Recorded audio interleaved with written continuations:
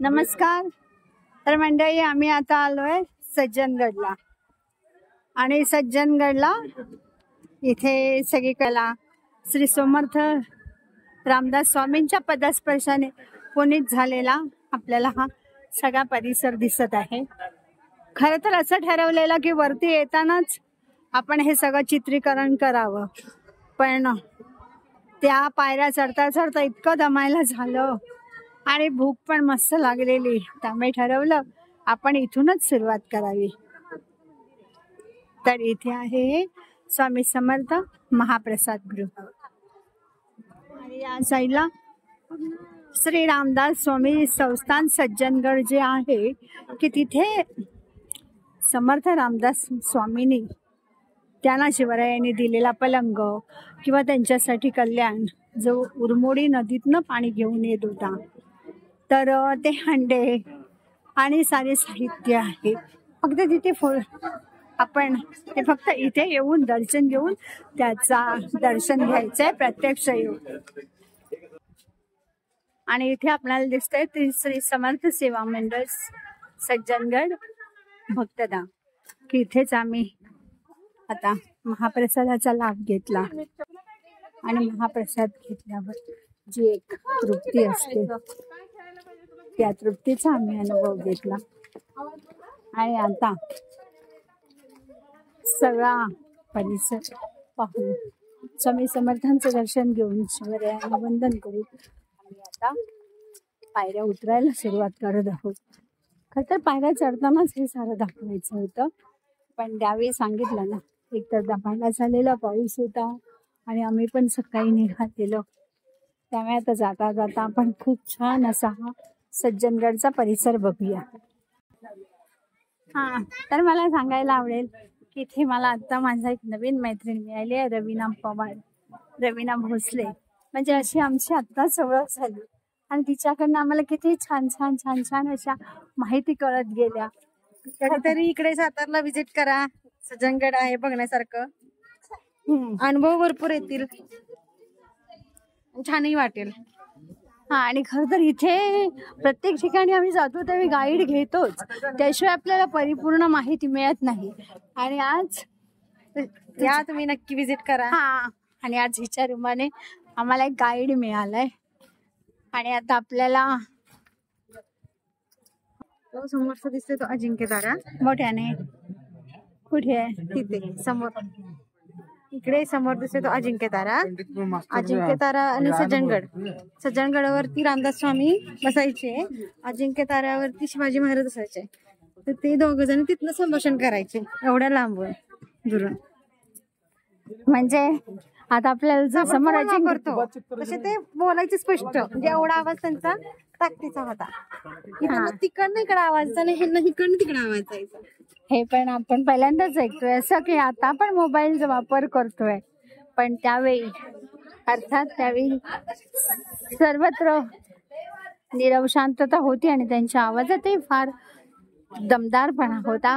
हो, त्यामुळे इतक्या लांबून बोललेलं ते सहजासहजी ऐकू येत होतं. खरं तर इथून अजिंक्यताराला मी गेलेली आहे, पण इथून अजिंक्यतारा दिसतो हे पण मला माहित नव्हतं. दुःख आहे त्यामुळं. काका, इथे रामदास स्वामी बसायचे आणि अजिंक्यताऱ्यावरती शिवाजी महाराज असायचे. म्हणजे तिकडे तिकडे त्या साईडला दोघ जण संभाषण करायचे. म्हणजे त्यांचा आवाज किती दमदार होता बघा. अजिंक्य आणि आम्ही आता गड उतरत आहोत.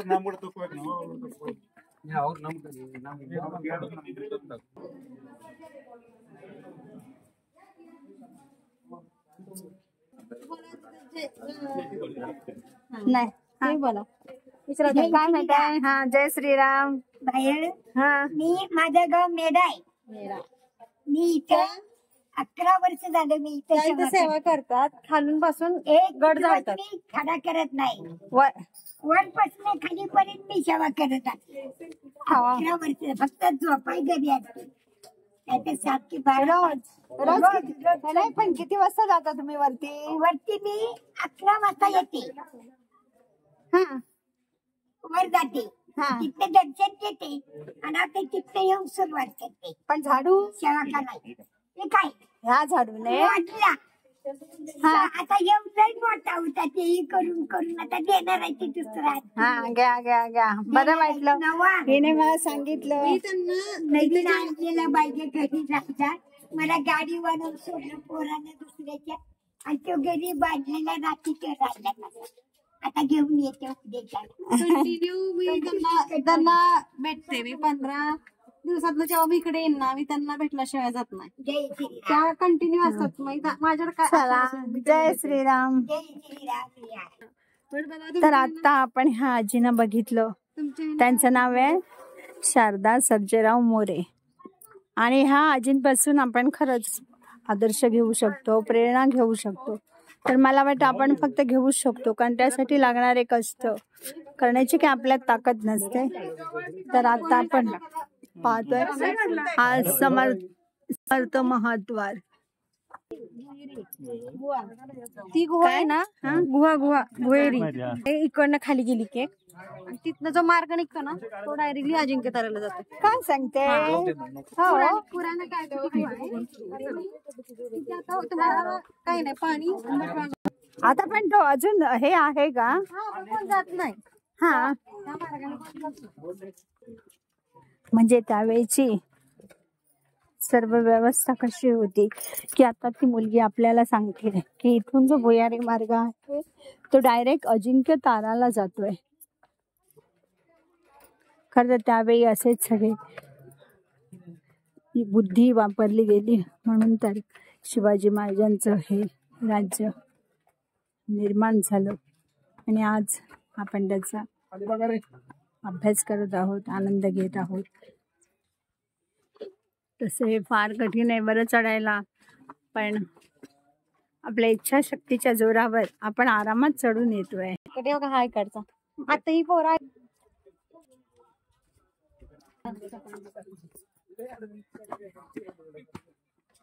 समर्थ रामदासांनी स्थापन केलेले 11 मारुती. खरं तर गेल्या वर्षी मी त्या 11 मारुतींचं दर्शन घेऊन आलोय. पण ते जे 11 मारुती आहेत ते आता सज्जनगडला चढताना आपल्याला प्रत्येक ठिकाणी ते दिसत. आता आपल्याला इथे हा दिसतोय पारगावचा मारुती.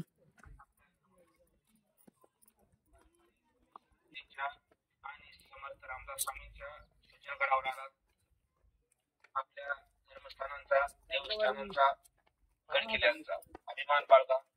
कृपया गडावर येताना, गडावर वावरताना चिंच घेतो आणि गडावर परत जाताना कचरा करू नका. प्लास्टिक बाटल्या, लेस, कुरकुरे, अभिमान बाळगा. कृपया गडावर येताना प्लास्टिक बाटल्या. खरं तर सज्जनगडला आम्ही अगोदर आलेलो त्यावेळी उन्हाळा होता आणि फार वर्षापूर्वी आलेलो. पण आज मनात आलं खरं तर आज इकडे यावं असं काही मनात नव्हतं. पण आज म्हटलं पावसाळा आहे, पावसाळ्यात जी वनश्रीने नटलेली सृष्टी असते ते बघण्यात गुहेला दाखवते तुम्हाला मार्ग. फार गुहा मार्ग छान वाटतं. आणि आता रवीना दाखवते मला गुहा मार्ग.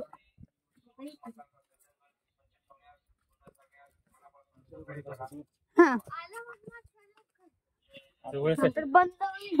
इथून कुठे जातो? त्या साईडला गुहा. हा तिथून डायरेक्ट आतून अजिंक्य तारा. आणि आज अचानक रवीना भेटली आणि आमचा प्रवास खूप छान झाला. मस्त वाटलं. असं वाटलं की आपण अगदी फार पूर्वीपासून एकमेकांच्या छान मैत्रिणी आहोत. मला खरं तर आजच्या पिढीचं कौतुक आहे की आजची पिढी कुठच्याही पिढीला सामावून घेते. होय ना? असं. आणि मस्त दुपारी महाप्रसादाचा पण आस्वाद घेताना खूप छान वाटलं. गरमागरम भात, आमटी आणि खीर. हा बोरगावचा बहे बोरगावचा मारुती आहे. खरंच प्रत्येकाने ना एकदा तरी सज्जनगडला येऊन जावंच. प्रताप मारुती आहे आणि हा आहे उंबरेचा मारुती. तर असा हा आमचा सज्जनगडचा प्रवास आहे. खूप छान झालेला आहे. आणि आता हा बाप्पा आपल्याला दिसतोय, माझगावचा. माझगावचा मारुती. आणि खालती आपल्याला दिसते उरमोडी नदी, की या नदीतून कल्याण रोज 2 हंडे भरून स्वामी समर्थ रामदासांसाठी घेऊन येत होता. आणि आता आपल्याला तिथे नुसतं चढताना आपली दमछाक होते. आणि आता ह्या पायऱ्या खूप छान बांधलेल्या पण आहेत. आणि आपण इथून बघितलं तर अगदी थोडस दिसतंय, लांबून बघतोय आपण, हे उरमोडी डॅम आहे, धरण आहे. आणि ह्या धरणाचं पाणी बरोबर ना हा पूर्ण सातारा शहराला होत, सातारा गावाला होत. तर अशा प्रकारे मारुती. प्रवास करता करता आम्ही आता आलोय मसूरच्या मारुतीला. आणि खर तर आम्ही वरती जातानाच हे मक्याच्या कणसाच्या दाण्यांचा स्वाद घेतलेला. आज अजिबात माकड नव्हते, त्यामुळे फार चुकल्यासारखं वाटलं. अजिबात माकड नाही, हो. एकही नाही. आणि हा असा सुंदर प्रवास आमचा झालेला आहे. श्री स्वामी समर्थ रामदास स्वामींना वंदन करून आणि छत्रपती श्री शिवाजी महाराजांना वंदन करून आजचा हा प्रवास आम्ही इथेच थांबवतोय. आपण जरूर या एकदा सज्जनगडला आणि याचा आनंद घ्या. श्रीराम जय राम, जय जय राम.